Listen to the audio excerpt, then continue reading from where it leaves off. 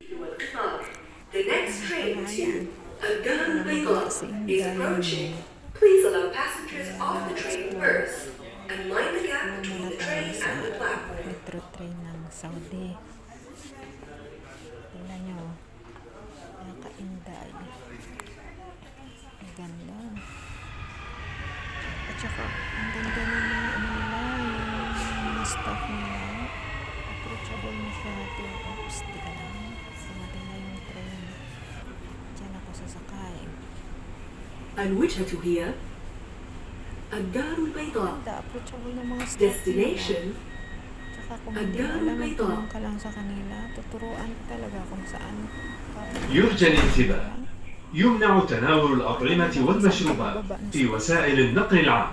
Ay na, lumarga na. Sige, ayan. Tingnan mo. Nakakainday. Diba? Ang ganda ng sa taas ka. Makikita mo yung beauty ng Riyadh. Oh.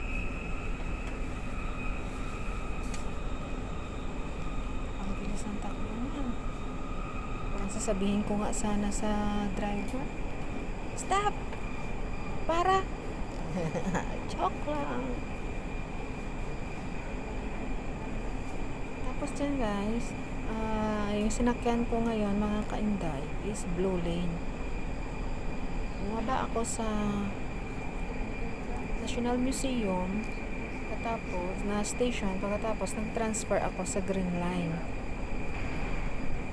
Nag-transfer ko sa Green Line, bababa na naman ako sa Ministry of Defense kasi malapit doon yung pupuntahan ko, kaya nilakad ko lang. Tsaka 4 riyal lang yung pamasahe dyan. Pero kung gusto mo magbayad ka ng 5 riyal, good for 2 oras na po yun. Babalikan na yan. Tapos pag uwi ko niyan, nagsakay din ako ng bus. Excuse me po. Yung bus number 11 sinakyan ko, bumaba ako sa station doon sa may Abu Dhabi Square ata yun. Tapos nag-transfer na naman ako, bumaba ako ng STC station, nag-transfer ako sa Blue Lane kasi yung pinuntahan ko doon, binabaan ko is Red Lane, kaya nag-transfer ako na naman sa Blue Lane. Hanggang sa pagbaba ko doon, nakabalik na ako sa Sulaiman Habib Road. Ang galing lang, no? Ganda na talaga sa Saudi. Ang dami, punuan din, mga kainda yung